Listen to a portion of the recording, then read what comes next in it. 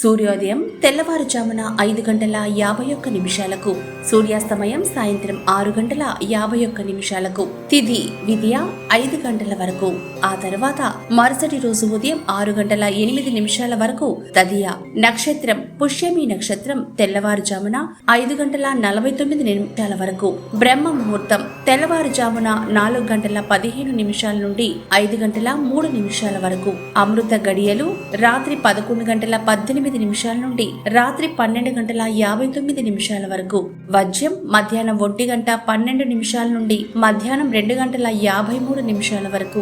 రాహుకాలం సాయంత్రం 5:13 నుండి సాయంత్రం 6:51 వరకు. దుర్ముహూర్తం సాయంత్రం 5:06 నుండి సాయంత్రం 5:58 వరకు.